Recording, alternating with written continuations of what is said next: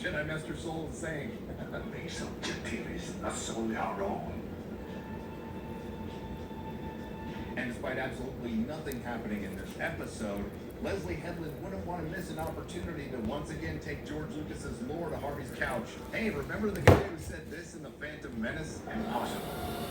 The Sith have been extinct for a millennium. This is Jedi Master Conehead, or Ki-Adi-Mundi, who wasn't supposed to be born at this time until, of course, Disney Star Wars decided to retroactively destroy more lore. And honestly, that's the least of this scene's problems, because apparently there's a deleted scene out there where, after saying that the Sith have been extinct for a millennium, he follows that up with, except for that time we ran across a coven of lesbian space witches where two of them managed to conceive twin daughters without a father, who incidentally didn't look anything like their mother. I mean, where are the horns? But they were created by this thing called the Thread. So that really dark lord-looking dude carrying around a red lightsaber who trained May couldn't possibly be a Sith. It's not important. Please keep in mind this is the same Disney Star Wars that's been destroying George Lucas's lore for years and doing things like having Han Solo walk into a lightsaber, Luke Skywalker overdosing on the Force, Princess Leia died, not really sure how. Somehow Emperor Palpatine returned, and the one-hit series is a repurposed Boba Fett and a repurposed Yoda. And when they got around to doing a Boba Fett series, they made him Boba Fett. I tried to cut back on the beers so the stomach wouldn't be out too far. And then there's Obi-Wan Kenobi, whose sole purpose was to watch Luke Skywalker until Disney Star Wars got a hold of him, and he decides to fuck off twice to fight Darth Vader twice and not mention it later, meet a toddler Princess Leia that Princess Leia fails to mention later, and the Jedi Master Obi-Wan Kenobi had a real hard time getting through a gate he could clearly walk around, and Ahsoka being allowed to usurp Luke Skywalker's story. In other words, it's on brand for modern Disney Lucasfilm. Anyway, Soul and Jedi Master Nepo devise a plan to once again use Osha as bait to draw out May. And this brings us to the most poignant scene in all of the Acolyte, the use of pronouns in live-action Disney Star Wars. Is he or they with us?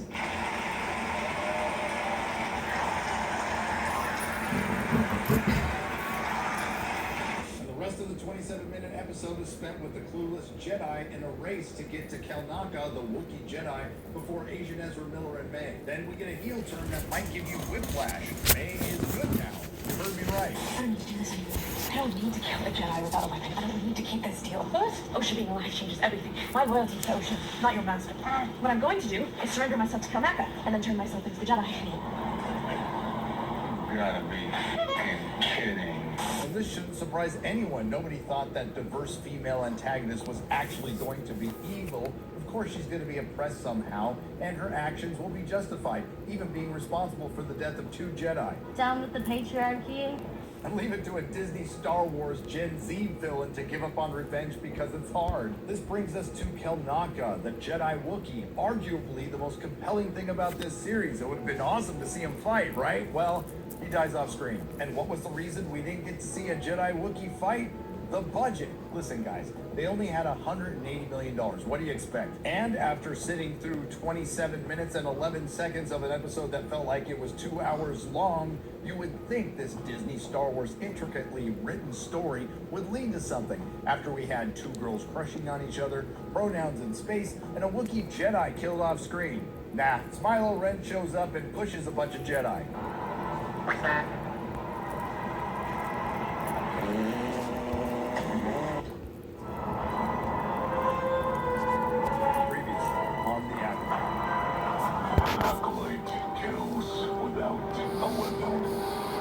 Awful in every way. Forgive me. Where is their father? They have no father. Is he or they with us? These objectives are solely our own. What the actual fuck did you just say to me right now? Man, I'm dead. Osha being alive changes everything. I'll turn myself over to the Jedi. He'll kill you. After some much needed pronouns in space, our room temperature IQ Jedi are meandering around planet Gobbledygook, in a race against diverse non-binary antagonist and Asian Ezra Miller to pad time in a filler episode and to find the Jedi Wookiee Kelnaka. Diverse non-binary antagonist decides she's not an antagonist anymore. Kelnaka, the Jedi Wookiee, gets killed off screen, and it all culminates in a force push. This brings us to the second half of what was obviously one episode cut in half within a series with enough story to fill maybe an after-school special. After being force pushed by Smilo Ren, diverse non-binary protagonist wakes up halfway through what we are told is the best lightsaber duel since the Phantom Menace. Well, I can't honestly say yes or no because most of that must have happened behind the trees on the repurposed set from the Jungle Cruise. May and the audience are able to peer through a couple of trees and witness Smilo Ren dispatch 3 Jedi with ease.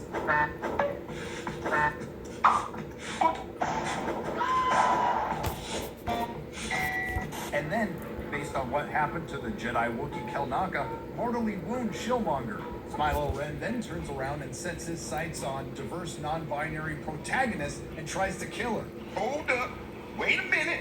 Something ain't right. Why does Smilo Ren want to kill her now when he had a great opportunity to do it 5 minutes ago in this scene? But not to worry after Smilo Ren throws his lightsaber that cuts some trees that had the good sense to wait to fall dramatically. Diverse non-binary protagonist is saved by Deus Ex Manchurian. Well, isn't that convenient for you? Now, where the hell was Master Soul when his fellow Jedi were getting shish kebabbed? Don't know. Diverse female protagonist is sent off with Shillmonger to go back to the ship until she comes up with a better idea than the Jedi to deal with Smilo Ren later on in the script. And then we overused wife to diverse non-binary antagonist who doesn't want to be an antagonist anymore. After she steals Kelnaka, the Jedi Wookiee's lightsaber, she's confronted by X-23. And then diverse non-binary antagonist who doesn't want to be an antagonist anymore tries to kill X-23 for wanting to arrest her. You're under arrest for the murder of Master Indara, the murder. Hold up. Wait a minute.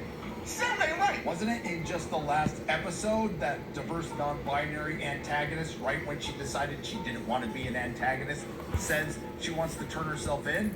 Ocean being alive changes everything. I'll turn myself over to the Jedi. Make up your mind. And there's a lot of fighting in this episode. Master Soul and Smilo Ren take a couple of hacks, speak a couple of lines. The master hides his face from his pupil. What? Then it cuts away to X-23 fighting diverse non-binary antagonists who didn't want to be an antagonist, but now she's an antagonist again. We also find out Smilo Ren has a helmet made out of a metal ripped off from the EU that also works like Magneto's. Show your face.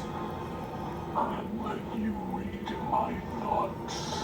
And after dispatching almost a dozen Jedi with ease, Smilo Ren leaves Soul when he has him dead to rights. He goes off to fight X-23 right after she subdues diverse non-binary antagonist who's decided to be an antagonist again. And wouldn't you know, after Smilo Ren easily dispatched almost a dozen Jedi, he has a tough time with the strong female Padawan. We've arrived at the point in the script where the diverse non-binary protagonist has come up with a better idea than the Jedi to take out Smilo Ren by using the buds that are attracted to light. And yes, I can hear you now, dear viewer. Wasn't there a bunch of lightsaber dueling in the forest? Yes, it's only the type of light the script calls for. Speaking of lightsaber duels, we get one between X-23, the guy from Squid Game, and Smilo Ren. And Screen Rant reported before the episode aired that we'd be getting the best lightsaber duel since the Phantom Menace. After the episode aired, Screen Rant reported we got the best lightsaber duel since Revenge of the Sith, when in reality we got the best lightsaber duel since the last lightsaber duel. Then something shocking happens. Strong female Padawan gets killed by Smilo Ren. How do I know? Well, she doesn't just get a shot in the gut, she gets shanked 3 times. To be fair, so far, this was not the worst episode of The Acolyte, largely due to the fact that there was very little dialogue. That's about to change. Let's get stupid. There's a standoff, and Smilo Ren throws his cloak to distract the guy from Squid Game. Oi, Gary! I used that clip in my review. Yup. Then Smilo Ren takes the wanted fugitive that's killed Jedi hostage. Now let's not get bogged down with the details like Smilo Ren not having his helmet on and Master Soul could probably get in his head. And considering Smilo Ren and diverse non-binary female antagonists are responsible for the death of dozens of Jedis, I consider this a win-win. But no, Master Soul tosses his lightsaber. What an idiot! Oh, what a loser! And this buys us time for some lore-shattering monologuing. Remember this guy from the prequels? Impossible. The Sith have been extinct for a millennium. Well, it turns out the Sith haven't been extinct for a millennium. What are you? I have no name. Wait a minute, is this just footage of Ezra Miller in Hawaii? But the Jedi like you might call me Sith. It looks like poor Wikipedia is going to have to rush out and change the lore for Ki-Adi-Mundi again by stating he's not only a Jedi Knight, he's also the galaxy's biggest asshole. And for the nuance of verse, it's not about whether or not the Sith existed, it's about whether or not the Jedi were aware of them. And we round out our bad writing with a title reference. I want a pupil, an acolyte. What, we some kind of... Acolyte. It's not like George Lucas's Shakespeare or anything, but can you imagine any of this going on in his Star Wars? Qui-Gon Jinn sitting there going, there's something going on behind the scenes, some sort of phantom menace. And after all this, we find out what Smilo really wants, to be his true, authentic self. What do you want? Freedom to wield my power the way I like. Without having to answer to Jedi like you. Then there's some good news. It looks like Shieldmonger walked off his mortal wound only to get his neck snapped. And now all the Jedi from this mission are dead except for Sol. I guess we know what Order 65 was. And this is where things get really dumb, right? When Sol is about to kill Smilo, diverse non-binary protagonist stops him to keep Master Sol from breaking the Jedi rules. This is the point in the script where diverse non-binary protagonist has a light bright enough to attract the bugs to take Smilo Ren away, to appear in another episode. Now, after stunning that guy from Squid Game, we get the big reunion between diverse non-binary antagonist and diverse non-binary protagonist. Now, you think we'd get some sort of apology from diverse non-binary antagonist for trying to kill diverse non-binary protagonist. But no, we just get the Jedi suck and it's hard to argue with in this show. And diverse non-binary female antagonist refuses to be arrested again by her sister, even though she was perfectly willing to do it last episode. And diverse non-binary protagonist ends up getting knocked out by her sister, who strips her naked, puts on her clothes, and steals her identity, but not after giving herself a lightsaber haircut.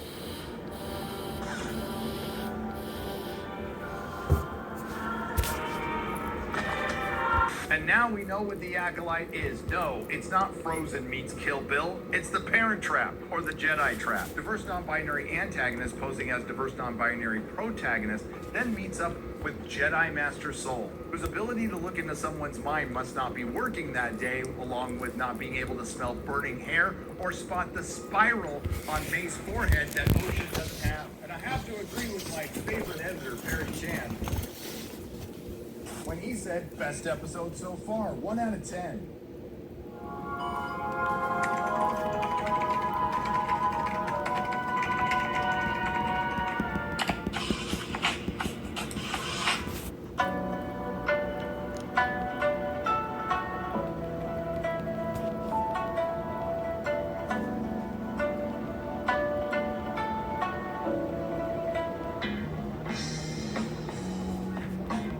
How does it feel?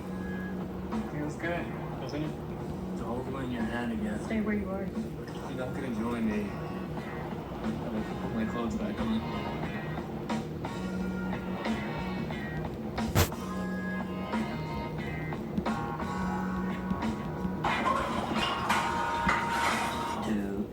Later. Previously on the Acolyte. The Jedi justify their galactic dominance in the name of peace. In the name of the Republic and the Jedi Order! You are under arrest. Get it down on the ground! Get on the ground! Get on the car. The world is stop resisting. Take him back. After the Acolyte episode 5, 5s and 10s of the fans were rejoicing because something actually happened. Characters we knew little about and cared less about died amidst a lightsaber battle that had the same entertainment value and consequence as those videos of cats chasing laser pointers. And in one of the most obvious reveals in history, Smilo Ren is Asian Ezra Miller, who also happens to be a Sith.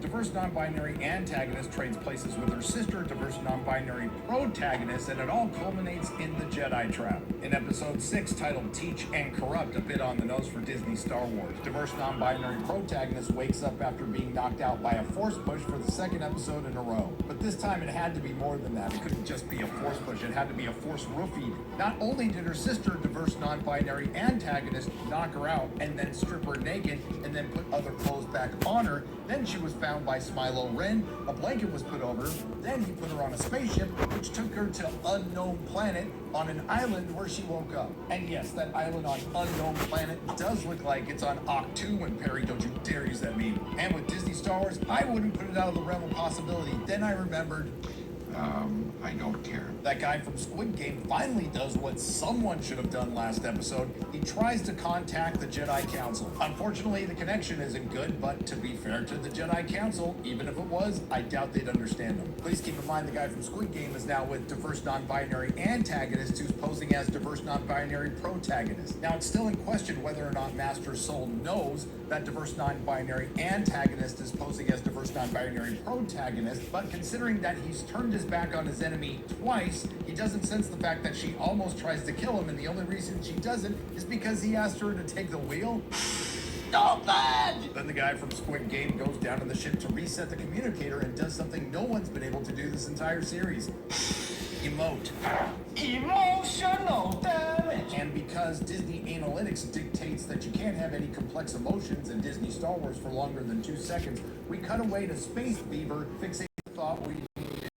If you thought lesbian space witch interpretive dance was bad, Star Wars' very first and hopefully last Me Too as Reylo fanfic scene. The Sith reaches the edge of the placid pool. He unslings his bag from his shoulder and unpacks it, while Osha observes from a hiding spot in the rocks. As he begins to untie a belted knot from around his waist, she straightens up for a better look. He begins to undress, revealing a prominent scar on his well-toned back. Dropping his billowy-legged hakama pants, he steps forward with the sunlight accentuating his taut muscles. He wades barefoot into the pool, keeping her predatory gaze on him. She lies in wait behind some rocks closer to the water's edge. You know, I can hear personal assistant to Harvey Weinstein, Leslie Headland now. Write what you know. Now that diverse non-binary antagonist posing as diverse non-binary protagonist and diverse non-binary protagonist have switched places, now this is just speculation, but both had an opportunity to kill the men they were looking for and didn't, allowing themselves to be coerced or seduced by a corrupt, unjust, oppressive system that will eventually unite them in victimhood. Now, for the sake of our time and our sanity, let's get this over with, because Teach/Corrupt is essentially filler in an 8-episode series that averages out to $22 million per episode. It looks like the Jedi Council finally got that message. Jedi Master Non-Threatening Effeminate Male informs Jedi Master Nepo that he thinks Soul's entire team has been killed. The casualties. Oh, it sounded like the entire team.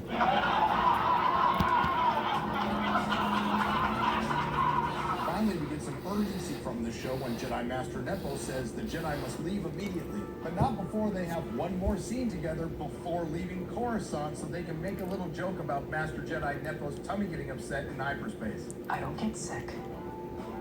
I find it unsettling.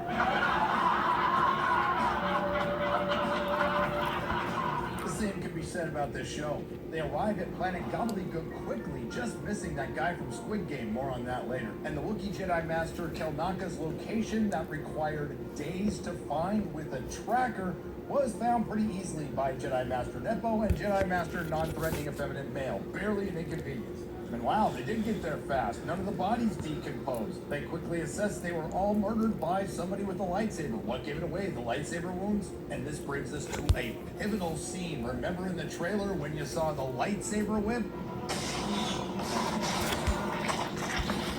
That was used to kill a bug. And the wise Jedi Master Nepo, surrounded by the bodies of murdered Jedi with lightsaber wounds that are at least going to get buried now, has determined that something is amiss. Meanwhile, with diverse non-binary antagonist posing as diverse non-binary protagonist, she's spending her time with a sad soul after dealing with the communications breaking down that they fixed by resetting it and the ship breaking down that they fixed by resetting it. Now, the question is, was this sabotage? No, the ship just broke. This is followed by another cutesy, silly Billy scene when Space Beaver attacks the woman who is directly responsible for the death of 2 Jedi and an accessory for the death of dozens.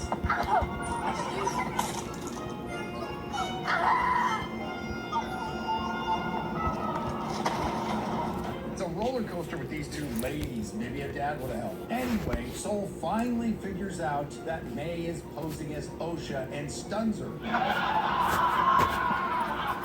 And leaves Planet Gobbledygook right when the Jedi arrive that he calls. Also, he could put May in restraints to talk.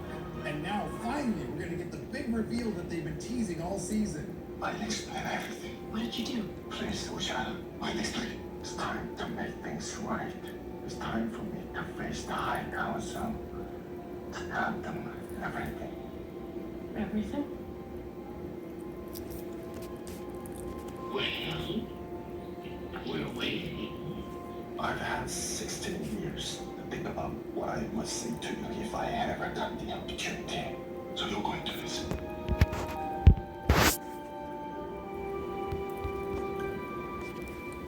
Next episode, Osha and Smilo Ren talking in a cave is filled with vague notions of the Sith, how it's about feelings. They talk about his helmet. No, not that helmet. Kurtosis, any against lightsabers, but also a sensory deprivation headpiece.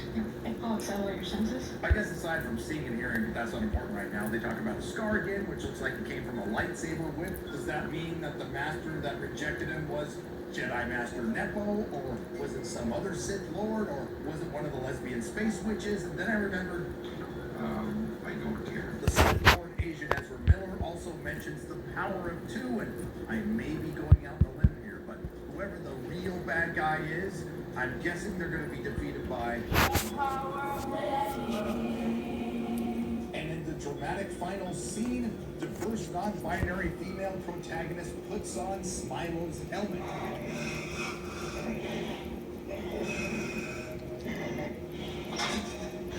I can't breathe in this thing!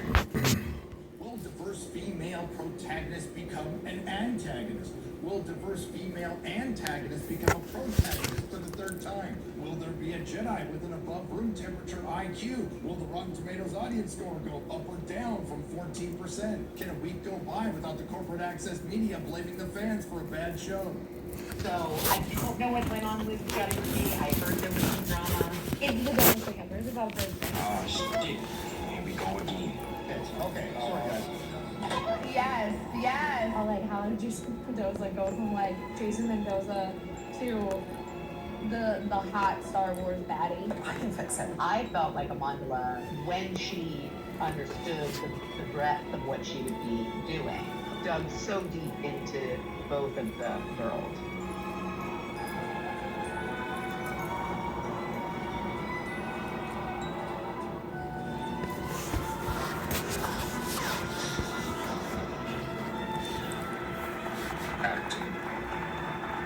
Indara closes her eyes with intense focus.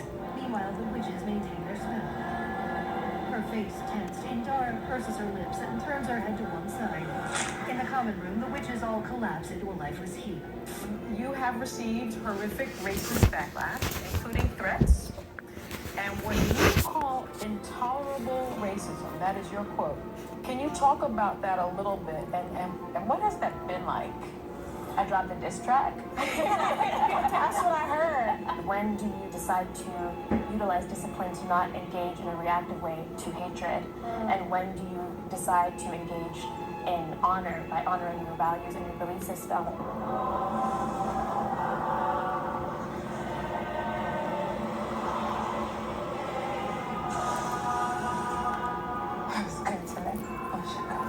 Sorry to cut you off, but I just want to slap the shit out your head. Yeah, even as we were doing the auditions, I was like, what am I doing to these young women?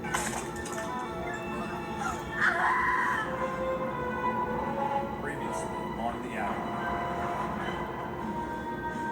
What are you Ascension is about walking through fear. It is about sacrificing a part of yourself. Where is their father? They have no father. Down with the patriarchy. And what happens if the Jedi discover how you created it?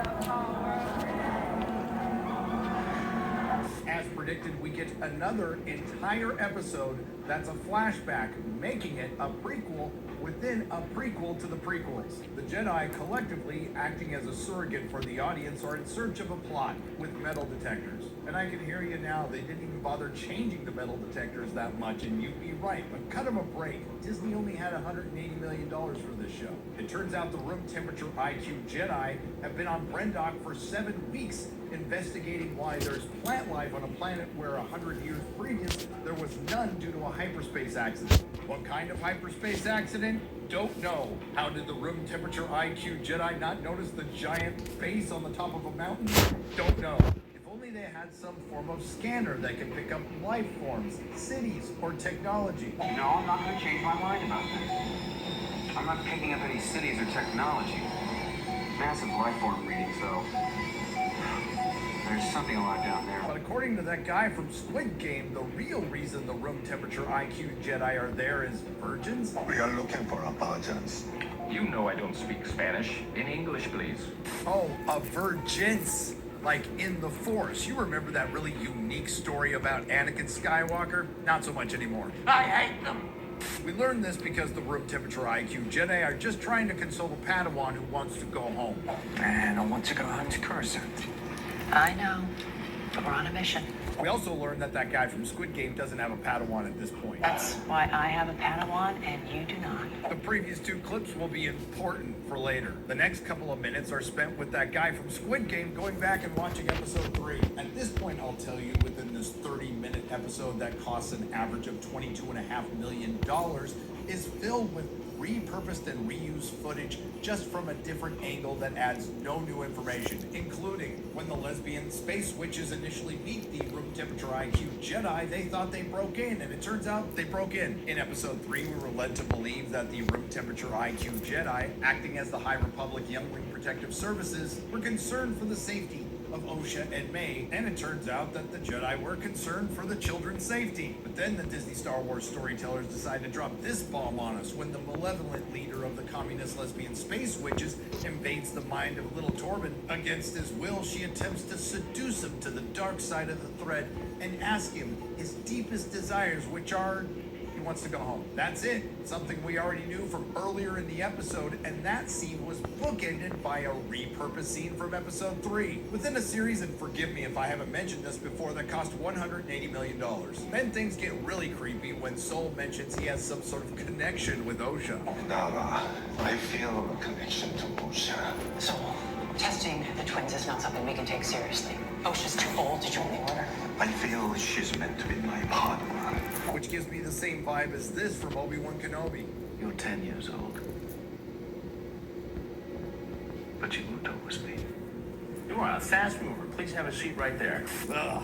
Well, anyway, since most of this is a rerun of episode 3, let's get to the new information, which isn't much. The room temperature IQ Jedi decided to test the young diverse female antagonist and the young diverse female protagonist just to buy themselves time to contact the Jedi Council. At least you could obtain those very important blood samples, which will come up in just a second. The Jedi Council responds by saying they are not allowed to take the girls, which really upsets that guy from Squid Game. But Osha paused. After you coached her, do you have formed any emotional attachment to her? That is not what's happening here. Then the blood tests of the young diverse female antagonist and the young diverse female protagonist come back from the Jedi Council, telling the Jedi what the audience already knows, that the twins were conceived by a coven of communist lesbian space witches without a father. What we didn't know is it's one consciousness split into 2 people, which makes sense because Star Wars Stenberg, who doesn't appear in this episode, is playing 2 characters exactly the same way.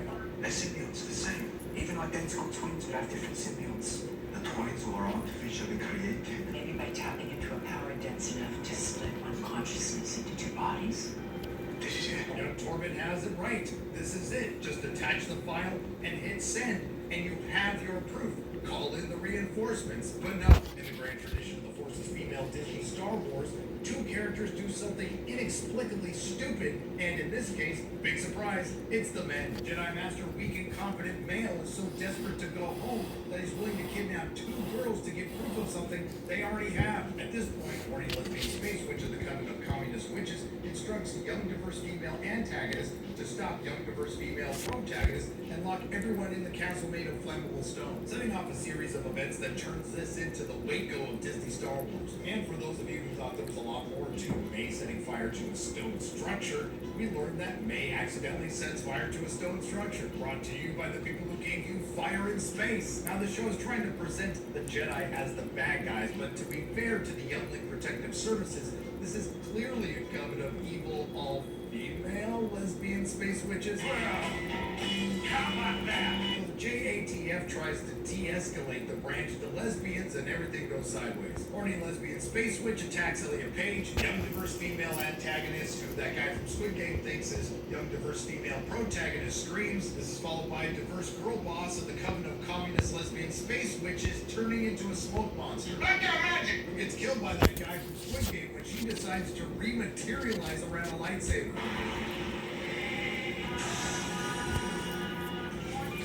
Dumb bitch. I was good today.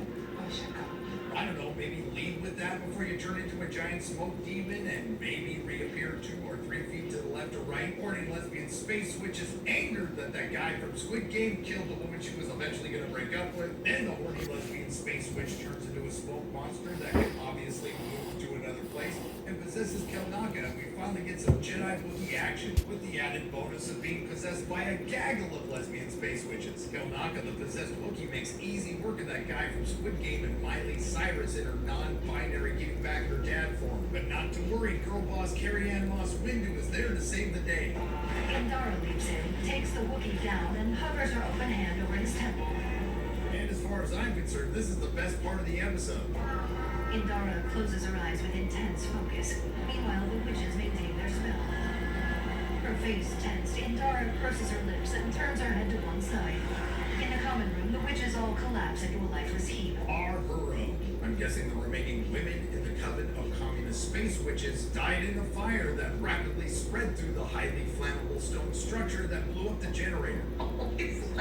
That guy from Squid Game does give a half-hearted effort to save both the young diverse female antagonist and the young diverse female protagonist, but ultimately ends up with his prize Osha. Qui-Gon Bent then reprimands the male Jedi and then decides to cover the whole thing up. In the Acolyte, the Jedi are bad, but in truth, they're mostly functionally retarded. The lesbian space witches, which are presented as malevolent, which they aren't, are evil morons. But this shouldn't surprise anybody when it's all in a show written by creatively bankrupt hacks, whose only accomplishment is shrinking an already dwindling fan base. She ignites the lightsaber and backs him against the mouth of the cave, holding it to his throat. Her anguished eyes stare at him unfocused. Pressed against him, she meets his sympathetic gaze. He gently takes hold of her arm, the red blade still throbbing right in front of his throat. Osha gazes deeply into his eyes. How does it feel? Previously on the Acolyte. I think the best parts about Star Wars is there is no good or evil. It depends on what side you're standing on. I feel like Star Wars is very like patriarchal, so it was kind of cool to have like this sort of woman-centered figure. People have told me that it's the gayest Star Wars, and I frankly, intuitively, I carried them.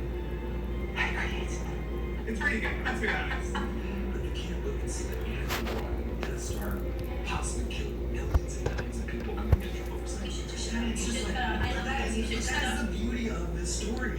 Are you people being retarded? But the Jedi like you might call me Sith. I can't help but feel partially responsible. I think it's canon that R2-D2 is a lesbian.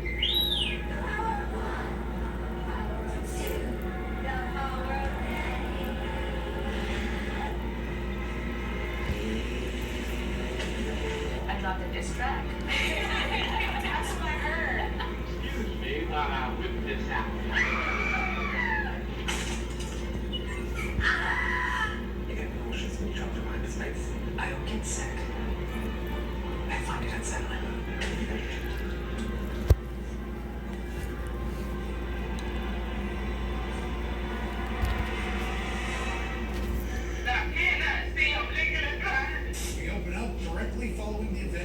episode 6, which was followed by the flashback episode 7, which was essentially a repeat of the flashback episode 3. We last saw a diverse non-binary female protagonist putting on a helmet, and wouldn't you know it, she has a vision of diverse non-binary antagonist who was briefly a protagonist who is now back to being an antagonist, killing that guy from Squid Game, and she knows who they'll be later in the episode. How convenient! And because The Acolyte is somewhere between a CW show and the worst kind of 14-year-old girl fan fiction written as a coloring book, Lil Wang wants to kill both the guy from Squid Game and the diverse non-binary antagonist who's briefly a protagonist who's now back to being an antagonist, and diverse non-binary protagonist who wants to stop diverse non-binary antagonist who's briefly a protagonist who's now back to being an antagonist from killing that guy from Squid Game. Decide to go together in the same ship. What ship? I'm taking mine. I'm going where exactly? I've seen where they are. So we go together and see who gets to her first. And you may or may not remember that the last time we saw a diverse non-binary antagonist was briefly a protagonist who's now back to being an antagonist, and that guy from Squid Game, he had her restrained on a bed. Right what you know, Leslie. Anyway, that guy from Squid Game was finally going to reveal the truth that he had been teasing all season. I'll explain everything. I'll explain. It's time for me to face the High Council. To cut everything. So you're going to listen.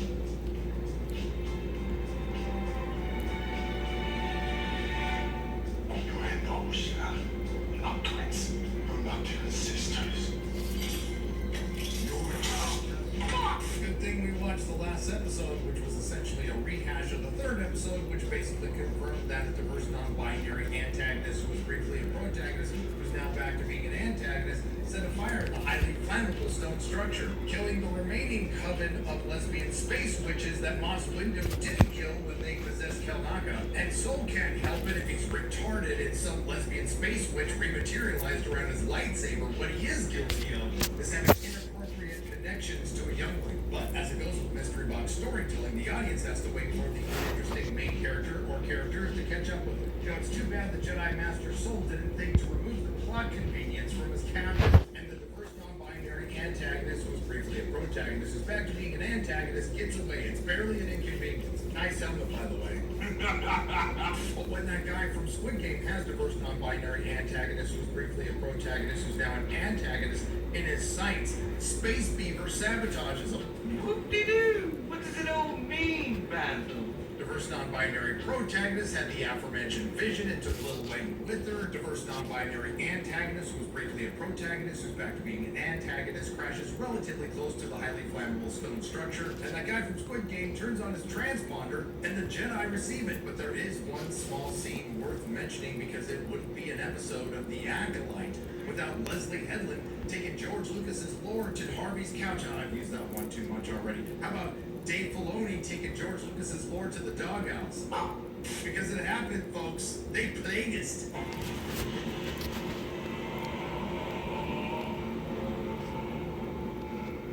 You ever hear the tragedy of Darth Plagueis' wife? You may think it's about the Sith Lord being betrayed and killed by his apprentice Palpatine, but in truth, he was arrested for stalking after being caught watching a young Asian man sleep in a cave on an island. At this point, Disney Analytics dictates there needs to be some action and lightsabers. After diverse non-binary protagonist is somehow able to hotwire the door in a combustible stone structure where 16 years previous the generators blew up, we get Smilo Ren versus that guy from Squid Game in Crouching Patriarchy and Hidden Misogyny.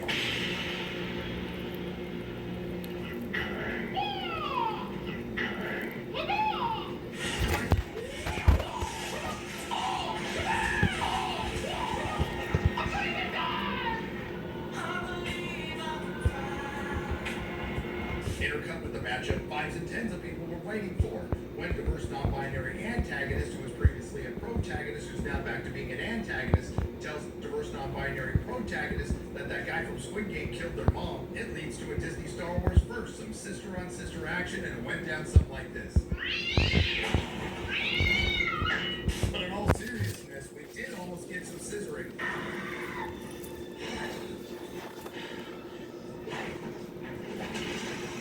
It's Smilo Ren pulled out his little Wang. That guy from Squid Game gets the best of Smilo Ren, and then we get a double heel turn. And I hope you're all keeping track at home, because quite frankly, I'm having trouble. Diverse non-binary antagonist who was previously a protagonist who's now back to being an antagonist saves Smilo Ren from that guy from Squid Game. This is the point where Disney Analytics dictates it's time to repurpose something from the real Star Wars. The hate has been too powerful to fulfill your destiny.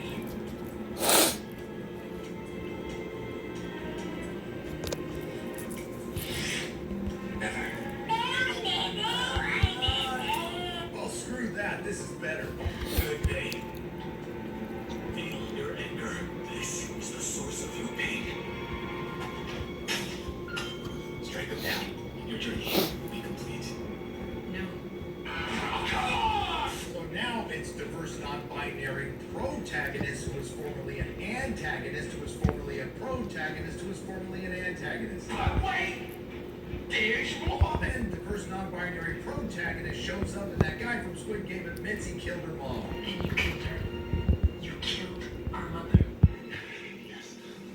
I did. Is that true? Turning diverse non-binary protagonist into, you guessed it, diverse non-binary antagonist who was formerly a protagonist. And this brings us to what is undoubtedly a big W for DEI, a Disney Star Wars milestone. The first black female to identify as non-binary to force choke an Asian man, whose last words are, "I love you."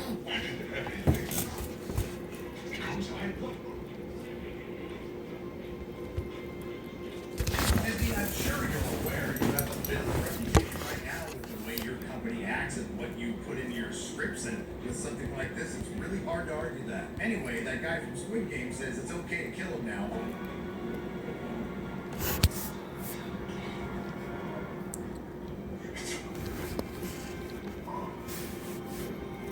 I better use my strong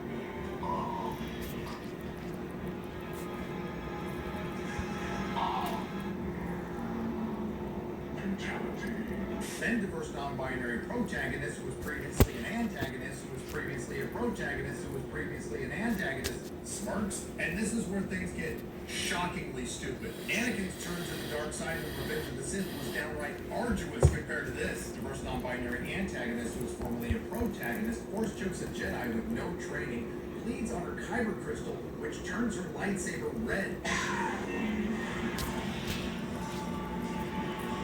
Red. That's red. Girls get it done. That not so anticipated reveal of who is Smilo Ren's master, well, we find out it's Jedi Master Nepo in a basic line of dialogue.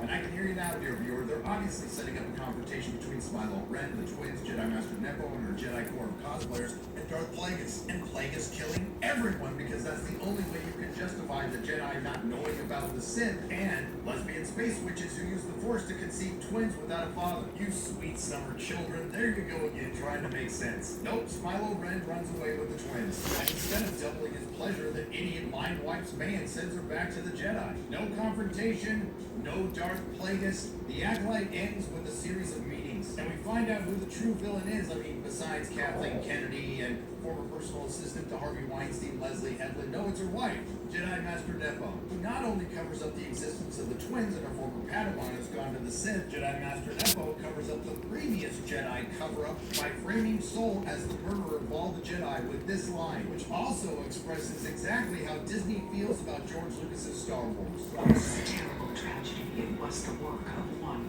flawed man. And this show is the work of one flawed woman. When in doubt, blame the man who did nothing wrong. This is the point where Disney Analytics dictates there needs to be another pointless cameo. Sorry to disturb you, Master. We need to talk. You gotta be fucking kidding. So ends the dumpster fire in space that was The Acolyte Season 1. A series that cost $180 million to produce, which breaks down to roughly $23 million per episode, $32,826,747.72 per hour, and $547,112.46 per minute.